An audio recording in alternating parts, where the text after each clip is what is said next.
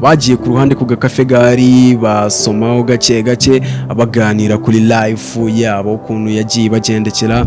Raj amuha stories z'ubuzima bw'ukuntu zagenze. KETI naramubwira ati burya nanjye famille yanjye yagezeho kubera kurwana, umwe yica undi baramufunga, ubu dati arafunzwe bamukatiye rwa burundu. Yes, ibihe byiza gukurikirana ibiganiro bya day to day.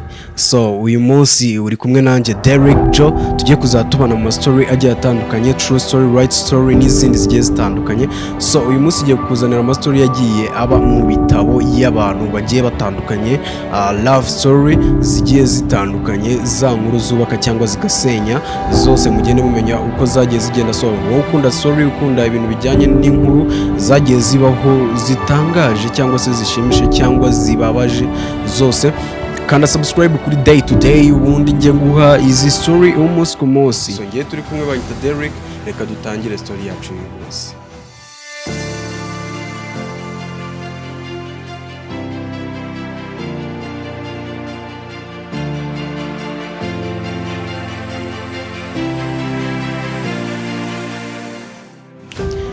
Iyi story yatangiye mu 1996 ubwo havukaga umwana w'umuhungu bitaga Raj, avukira mu buzima butangaje ubwo se na nyina bari abakene bakomeye cyane. Uyu musore yavutse bitangaje kuko mama we ntiyifuzaga kumubyara, yahoraga ashwana na papa wamubwatire ku mwana tumukuremo cyane yuko nta kintu dufite tuzamureresha. Uyu mupapa aguma avuga ati kugira amahirwe nkabyara nabyo ni umugisha cyane yuko uyu mugabo yari amaze imyaka irenga 16 nta mwana abona. Kwa muganga baramubwiye ko ari ingumba. Uyu mudamu rero yaje gutwita mu buryo uyu mugabo atigeze atekereza avuge ngo n'undi mugabo baryamanye n'iki. We yaravuze ati it's my kid, nta bindi bintu tujyamo tests z'ibiki ntabyo nyeneye, icyo nyeneye n'uyu mwana akavuka akitwa umwana wanjye. Gusa mu by'ukuri uyu mwana yari uwe, cyari igitangaza kuko ndumva bagezeho baranamupimisha umwana basanga ni umwana wabo uko ari babiri. Umugabo biramushimisha cyane, aravuga ati so nta mpamvu mfite yo kugira ngo uyu mwana mwamagane, ahubwo agomba gukurira mu muryango wanjye, akaba umwe mu bagize umuryango wanjye. Gusa uyu mudamu we ntiyabyifuzaga cyane yuko nayo bari bafite make amafaranga atabashaga kubahaza cyangwa ngo abature. Reka sasa dukomeze isuri yacu. Uyu mwana yarakuze, ubwo yagiraga imyaka 5 ajya ku ishuri. Ku ishuri ahagirira ubuzima butari bwiza, ataha narye agira ute, gusa aguma kurwana. Nawe yakuze akarakana gafite ubwenge cyane ko kabonaga famille yako ukuntu ikennye, ubuzima babayemo ukuntu ari bubi cyane, nako karangije kababera kana keza, kababera kana kumugisha, karabubaha bigenda neza cyane. Uyu mwana yakundaga ishuri cyane, gusa ishuri ryiwe nubwo yaryigaga hari umwe mu bari bagiye kuri rogoya, ari we mwana w'umukobwa bita KETI. So uyu KETI yari afite imico itandukanye n'iya Raj cyane. Nawe yari umwana mutoya basa nk'abiga mu ishuri rimwe. Uyu KETI yari afite imyitwarire itari myiza akura ku babyeyi be. Ababyeyi b'uyu mwana KETI bari indaya, like papa we namwita nawe karinda kuko na se yari wa mugabo utahana abagore n'umwana bireba na nyina. Nyina yabona umugabo ibyo birangiye nawe agahindukira akagenda akajya kuryamana n'abandi bagabo. Uyu mwana rero yari afite imico nk'iya mama we 100% kuko ntiyatinyaga kubwira umuntu w'umugabo ati tuzasambane. So rero icyo nshaka kubanza kubabwira hano, mubanze murebe imyitwarire mufite mu ngo zanyu, murebe yuko abana banyu batazayikurikiza ugasanga bakuze bakira abana. So reka twikomereze story yacu. Uyu musore yakundanye na Raj, nako uyu mukobwa uyu mukobwa yakundanye na Raj mu buryo bw'impanuka. Twabwita impanuka gute? Uyu Raj yari ari gutaha asanga uyu mwana bari kumuhohotera abagabo ko ahantu banyuraga bataha hari mu ishyamba like ry'inzitane. Rero ari kuza asanga uyu mwana abagabo barenga 5, umwe ari kuvaho undi ajyaho, undi avaho undi ajyaho. Raj yazanye igiti arabakubita cyane, abagabo barirukanka n'ikimwaro cyinshi cyane bata uyu mwana ahantu yari ari. Mu by'ukuri Raji yagize ngo ni ihohoterwa riri gukorerwa abantu, kandi uyu mwana ni ubwe yari yemeye kuryamana n'abo bagabo ku bw'amafaranga 200 y'amadolari bari bamwemereye, barangije ntibanayamuha. Uyu mukobwa byaramurakaje kuko Raji niwe wari utumye ayo mafaranga atayahabwa, arangije arikubita aragenda. Raji gusa we ntabyo yarazi ko ari ihohoterwa. Raji ntibyagarukiye aho, yaragiye ajya iwabo w'uwo mukobwa, aravuga ati uyu mwana w'umukobwa mujye mumwitaho kubera ko namusanze mu ishyamba abagabo bari kumuhohotera, nizere yuko ameze neza, kwa muganga bababwiye ngo ki. Nyina yamusubije n'uburakari bwinshi, aramubwira ati jya ureba bikureba Raji, kuko Raji bari bamuzi, ati ibi ntabwo bikureba, iyi ni private life yacu, kandi ikindi utaruzi ntuzongere kwivanga mu byacu kubera yuko ibyo yari ari gutanga ni isoko ryacu ridutunze umunsi ku munsi. Raji yasobanukiye icyo bashatse kuvuga, nawe byaramutunguye, yarangije asohoka aho ngaho aragenda. Abona ari gusohoka, yabonye KETI hirya, yishimye, ari kuvugana kuri phone, ubona yishimye, nta kibazo afite na kimwe afite, yibuka ibintu bamukoreye muri rya shyamba, aratangara, biramucanga nyine ukuntu umwana bamukoreye ibyo bintu, najye kwa muganga nagira iki, ibyo bintu byaramutunguye cyane, gusa ntiyabyitaho, aragenda. Atashye yaragiye arabaza mama we, aramubaza ati mama, ese wansobanurira umwana w'umukobwa cyangwa w'umuhungu akora sex afite imyaka ingahe? Mama we yaramubwiye ati umuhungu akora sex yujuje imyaka 25 cyangwa se 21 iyo yakubaganye byibura. Ubu umukobwa yaramubwiye ati umukobwa ntago aba yemerewe ubundi gukora sex atarashakwa ngo ajye mu rugo, umukobwa muzima, ariko byibura yakubaganye nawe aba agomba kuba ari hejuru y'imyaka 20. Uyu Raji byaramutunguye, aramubwira ati nashakaga kubimenya kugira ngo bitazanungura, cyangwa se igihe nzaba ngiye kugwa muri icyo gishuko nzibuka ijambo ryawe wambwiye. Mama we nawe yaratangiye gukunda umwana w'umuhungu, kwakuye karakana kabashimisha, gafite ubwenge, kabakorera buri kimwe. Yamubwiye ati yego umuhungu wanjye, urakoze kumbaza kubw'icyo kibazo. Bitashize kera, uyu mama wa Raji ubwo yari ari kuva ku isoko avuye kugurira kado umwana we w'igikundira, amaze gukunda cyane, yumva ari we mwana wenyine agomba gutunga ubuzima bwe bwose, yambutse n'aba atareba, imodoka iramugonga bitunguranye, yitaba Imana. Aka kanya twagafata tuvuga ngo karababaje, kuko Raji byaramubabaje, binamusubiza inyuma cyane. Raji wabaga uwa mbere atangira kumanura amanota yiwe, agera ubwo yabaga uwa mbere atangira kuba uwa 20. Effect ku buzima bwe zari zitangiye cyane. So uyu se utarabyitagaho, wari umaze kwibera nawe umusinzi, kubera yuko life yari yaramucanze, none n'amafaranga yarabuze burundu, ahitamo kwibera umusinzi, akagenda akirirwa mu kabari, abamuguriye akabari bo wagira inshuti.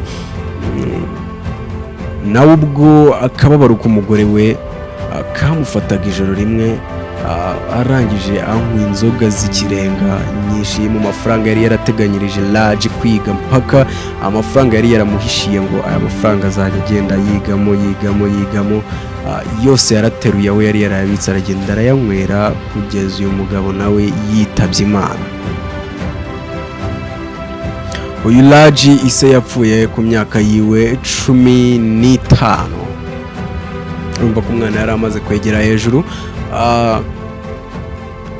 Byaramubabaje, amasomo uwabagabo wa 20 noneho atangira kuba uwa 40. Byari ibintu bitangaje, binateye agahinda. Raji yatangiye kwitunga afite imyaka 15, akava muri ibyo bintu akajya gutoragura ibintu bya plastique, cyane ko babiguraga cyane. Plastique nizo zamutungaga zikamurihirira ishuri. agerageza kwiga gusa kwiga biranga burundu, arangije ishuri arivamo. Reka dusimuka story yacu tugere ku myaka yiwe 25 ubwo Raj bamutwerekaga nyine ari umusore wagerageje kwirwanaho, ufite everything. Ntabwo byari bihambaye, gusa nyine wabonaga ko ubuzima tumuherukamo ubwo ababyeyi be bitabaga Imana ntabwo ari bwo yari arimo. Yari umusore byibura ubasha kwigaburira bikagenda neza mu buzima. Twavuga ko nyine ntacyo yari abaye umurebye. Ubwo yari ari kugenda ava kugura utuntu ku muhanda n'akagare ke ka siporo, anyurana n'umukobwa asa nk'ugiye kumugonga, gusa ntibyaba, yikubita hasi igare ryiwe. Uyu mukobwa arahaguruka, arangije amubwira ati it's okay, ati ntingewe ubiteye kuko nambutse ntabanje kureba ko hari ikinyabiziga kiri mu muhanda. So hagati aho Raj, it's me KETI, sinzi niba unyibuka, ibi bintu byari bitangaje cyane kuko KETI yarabizi ko uwari Raj. KETI muramwibuka ubwo yari akana gato kigurishaga ku bagabo. KETI yari yarahindutse umukobwa mwiza cyane, ushinguye, usa neza, ewana buri kimwe ubona gifite. Raj yaratunguwe cyane, aravuga ati KETI, what is this? I can't believe. Ndumva biri kunsaza. KETI meruka ari umwana, nagenda umwana, tukaba duhuye. KETI umeze gutya, ni ibintu bitangaje cyane. Bagiye ku ruhande ku gakafe gari, basomaho gake gake, baganira kuri life yabo ukuntu yagiye bagendekera. Raj amuha stories z'ubuzima bw'ukuntu zagenze. KETI naravuga ati burya nanjye famille yanjye yagezeho kubera kurwana, umwe yica undi baramufunga, ubu dati arafunzwe, bamukatiye rwa burundu. Aba bumvishe bawuje ama story yabo, ibana barishima, ibyo by'akababaro barakirengagiriza. Ubwo basangiye coffee, bicara aho ngo birinda bigera saa 5 z'ijoro bayicaye. My friend, Raj yahagurutse atashye KETI, amubwira ati it's okay, twatahana kuko ndumva urukumbuzi nawe ngufitiye ntabwo rurashira. KETI na Raj baratahanye bajya mu rugo nk'ibisanzwe. Navuga ko bakoze sex, ewana barishima, nyine ibintu bimera neza. Mu gitondo Raj ubwo yabyukaga asanga KETI yagiye. Raj nk'ibisanzwe biramushimisha, nyine aravuga ati it's okay niba yagiye nyine, gusa kuba yamaye time ye birahagije.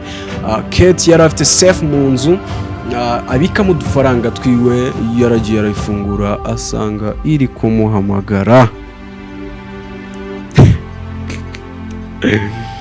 Uyu mwana w'umukobwa yari yagiye akukumba buri every morning Raj yari afite muri Yesu. Nabyita ko n'igiceri atigeze agisiga, amafaranga yose yarayajyanye. Miliyoni 45 za dollars uyu mukobwa yazikenyereho arazijyana. Uyu Raj isereri yaramufashe, yibuka yuko ni mugoroba bagera mu rugo baguze inzoga bakanywa bakishima. Umukobwa amubaza ati ese karaka nagacibo y'Amerika gasefu yiwe. Raj kubwo kuvuga avuga password ya safe. Umukobwa aruko byarangiye amwakije. Raj gusa cyari gitangaje, Raj iyo nzu yabagamo yari ntawe ari buze kumwishyuza kwezi. Raj byamusubije inyuma cyane, arababara cyane, biranamutangaza. Ashaka KETI ahantu hose aramubura, ahantu hose yakekaga KETI baramubwira ati umukobwa ntabwo tumuzi, bavuye hano kera. Uyu Raj byaramubabaje cyane nk'umuntu wari umaze kwiteza imbere. Yasubiye inyuma nanone, aba wa musore uciriritse, wa wundi usubira gutoragura za bro za plastic, cyane yuko ibyo byose n'ubundi yari yarabyigejeje abivanye muri izo plastic. Arakomeza nyine life. Yari umuntu wibagirwa vuba, wirengagiza, nyine byaramuriye cyane bikabije, gusa agerageza byivanamo. Aravuga ati byari igeno rya nyine, si my destiny. Niko yakundaga kuvuga ati si my destiny. Yo yumvaga byamucanze kuko yari yarabonye byinshi bitandukanye bibi. So yakomeje live uyu KETI wibye amafaranga y'abandi kutamenya ko iminsi bajya bavuga ngo arya ngo ikorirwe like mu nyibutso ntabwo business. Uyu KETI wibye amafaranga y'abandi aho twamurebaga afite inda nkuru y'umwana wa large. Uyu KETI yari yaramaze gusama inda ya large mu buryo butangaje cyane kuko bari baryamanye rimwe. Ndabizi aho urutangiye kuvuga ati ya nicyo cyamushobora. So uyu KETI rero yaramaze gutwita inda ahora muri stress. Oh my gosh, what is this? KETI ntabwo bishoboka ko ngomba gutwita ngiwe I'm a best girl, ndi umukobwa ushakwa n'abantu benshi, ntabwo bishoboka yuko large yanerinda like nyine yari yaririnze mu buryo bushoboka bwose gusa birangira twite. Kandi KETI yari umuntu utinya ibintu bijyanye no gukuramo inda kuko cyane cyane abashuti be bakuraga inda bakundaga kwitaba Imana bareba we arwana nayo ewana imubera mbi, y'abagabo baramwanga. KETI aragenda asubira inyuma aracupira ahinduka umukobwa tuzi mu cyaro. Uyu KETI yaragiye ahinduka mubi koko, isura yirahindana, amafaranga arayabura, mu nzu baramusohora, arara muri rigori iminsi irenga 6 ubwo yafataga umwanzuro aravuga ati large. Uyu large ubwo yaramaze kubona udufaranga duke nanone yamaze kwisubiza ku murongo, agiye kubona umwana w'umukobwa KETI ari komanga, yari afite CCTV hanze yamuboneye muri screen zimakinga ibyo kamera hanze ziri gufata. Large yabonye KETI gusa abona ntiyamubona neza, asohoka yukagira ngo ni ghost abonye, akinga umuryango abona ni KETI afite n'inda nkuru cyane. Large byaramutunguye asa nk'uguye muri koma. So wowe ukurikirana ibiganiro bya day to day, amasuri yacu ntajya gucika umunsi ku munsi, nge tuzatubana banyita Derek. So share, comment, subscribe kugira ngo iyi story nyigukomereze, dukomeze tuyiganire wumva ukuntu byabaye umunyenga cyangwa bikaba agahinda. Iyi story irimo ibyishimo byinshi kandi irimo n'agahinda kenshi cyane. So wowe rero ukunda day to day, please share iyi video kugira ngo every video nje yingutamo wirebera ukuntu tubatwikira. So rero turi kumwe n'ibisanzwe, tuzajya duhorana umunsi ku munsi, biraterwa namwe feedback zanyu ukuntu birabyifashe. tuzatubana no mu biganiro bigiye bitandukanye, si ibi gusa bya story, tuzatubagezaho n'ibindi bintu bigiye bitandukanye umunsi ku munsi kugira ngo iyi day to day tuyigeze heavy cyane. Dukore ibintu by'ama subscribe please. Wowe umfana nyine nkunda ni we mbwira. Derek, I know bamwe muri mwebwe muranzi, abandi ntago munzi, gusa mugiye kumenya cyane kuri iyi mihanda ya Kigali. So ciao, iyi ni day to day, every day turi kumwe.